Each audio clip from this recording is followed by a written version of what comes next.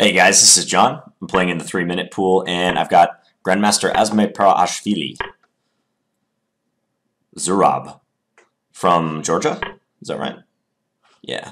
Okay, my only goal in this game is to just be okay on the clock. As you guys have seen, I've had some real clock troubles, especially in these 3-minute games. So I've just set myself a goal of trying to stay okay on the clock. Okay, so that move, I'll just go bishop f5. I'm just going to play simple, like bishop f5 and e6. Black can try to take the pawn, not anymore after he's played a3, because knight a4 would have been a problem.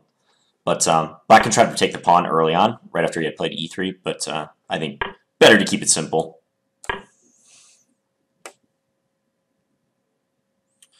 Asmay Paraashvili. This guy's quite a good player. I think he's more like chess politician than player these days. There's a famous headbutt incident that, if you're interested in this guy, you might want to check out. Probably about 10 plus years ago. Really bizarre incident, actually. I won't go into it. Takes with the pawn. Okay, I like my position now.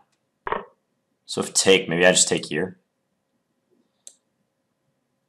Take. Both moves are good. Let's just take with the bishop. I think I'm going to win his b2 pawn. Oh, he has queen e2 though. Yeah, queen e2 is good. Never mind. Should have taken with the pawn or with the queen on b5.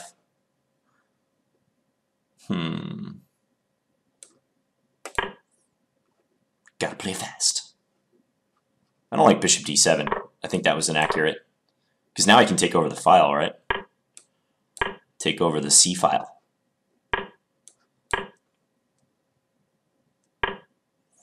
e4. Wants to go rook c1 soon.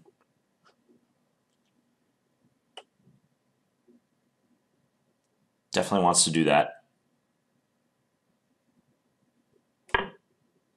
Really, right now? Huh. But I have queen b6 at the very least. I'm also just checking if I can take on c1, but I don't think that's a good idea. Nah, queen b6. Check. And if bishop e3, I have rook takes c1, just winning on the spot. So, yeah, he's got to go king h1 or king f1. All right, just trade Check. this. Okay, fork his bishop somehow. Doesn't look like it. Just bank the pawn. Okay, when he takes back, yeah, where's my fork? Aha, maybe this move.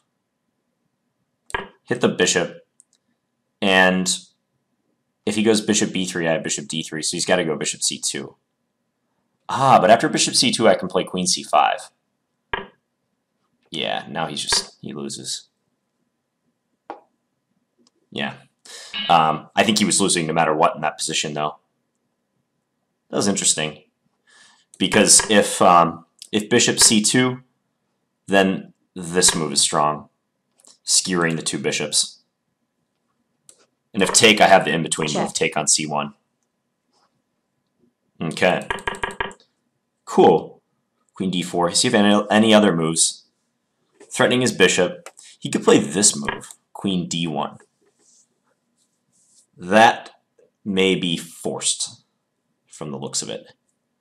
Yeah, that's the only way to deal with the bishop attack, avoid the skewer, and also avoid getting both of his bishops attacked. But I think, you know, several good things I can do here. Probably just take the pawn is simplest. I can go here, but Black should be winning. And even just like hiding this and, you know, maybe just go raiding his king side. Or throw in bishop d3 check first. Check. Might be some moderate cleanup I have to do in this position, but it should be winning. Interesting. queen b6 is a move I sometimes play in the exchange Slav when they develop the bishop to f4. Because kind of the point of this setup for white is to delay this development. So after bishop f4, if black plays, like let's say the standard move, knight c6, white can try to do a setup with bishop d3 and knight ge2. And that gives him some options in the center later, like f3 and maybe someday e4. So queen b6 is a nice way to try to disrupt that plan. Now after e3, I mentioned that queen takes b2 is possible. I do know some theory associated with that line, but I just prefer to keep it simple. Knight c6. Now this is instructive because after a3, this is a common move to discourage the capture on b2. I mean, it's a useful move in general, but now if I get really greedy and do this, white has knight a4, trapping the queen. So that a3 move has taken away the b4 check from my queen. So that's a really common idea. In fact, I remember playing this move on the white side of a Najdorf poison pawn variation when I was very young, and a player who was maybe 18 or 1900 took this pawn, and I almost immediately won the game after trapping his queen. So watch out for that a3 move. So I just developed. All of this was pretty normal. I use this rook because it's possible that this rook could be good on the queen side. And moreover, I found that it's useful to keep queen d8 as a retreat square. And if you use the other rook, rook a c8, and then you eventually play queen d8, you're disconnecting your rooks. There'll just be a queen stuck in the middle between them. They won't communicate as well. So that's why I played rook fc8. He went here. Take. That surprised me that he took with the pawn. I don't see why that would be a good move. I mean, I think bishop takes, keep the bishop's diagonal open. Probably knight e4 is still problematic for him, though. He's got some communication issues. Oh, actually, I see why he might have done that. Okay. This is a little tactic I have, so I can go rook takes c3 in this case. And I'll take his bishop next, and I win 2 minors for the rook. Aha, that's why he did it.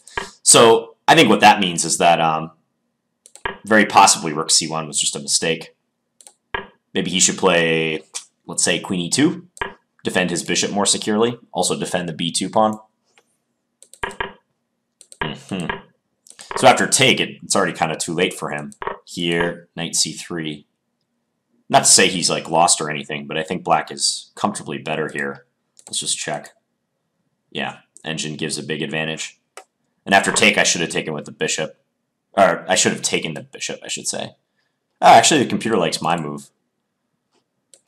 In retrospect, I thought this might be better. Oh, okay, I guess he can maybe get some comp or something. Ooh, rook c7. Opposite colored bishop position where he might have play with his d6 pawn. Aha. I see.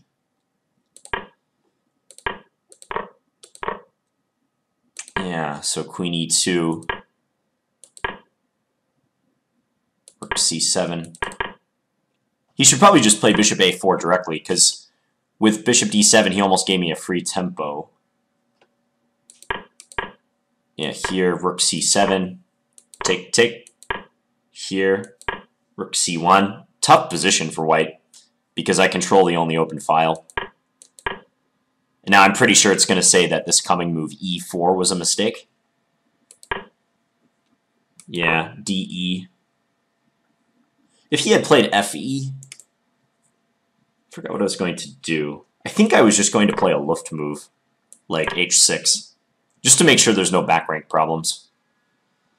And with his structure and the dark square bishop being a poor piece, and this piece being kind of loose, and his king being open, black has a very large advantage. It's interesting to see that advantage so large.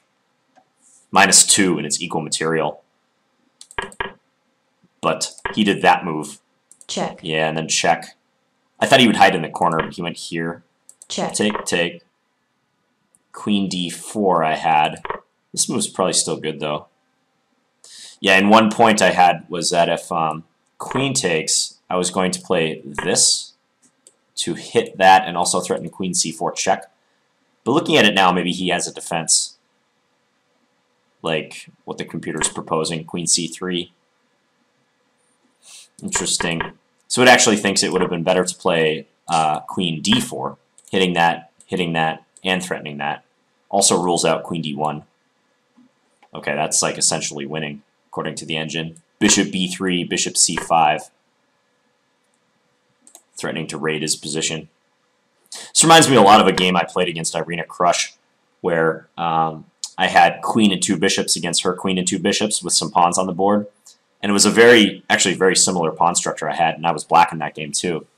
And her pawn structure was weak, and her king was open. She wasn't down a pawn like Asmai here, but the decisive factor was her weakened king, whereas mine was pretty safe and secure. So, okay. And I think after this, as played in the game, it's over. Yeah, there's no good move White can make. Alright, nice to get a win against this guy. This guy used to be a really, really strong player. Like, probably still is a very strong player. I'm not sure what his FIDE rating is, but hope you guys enjoyed this one. And please leave me any feedback in the comments. Thanks for watching, guys.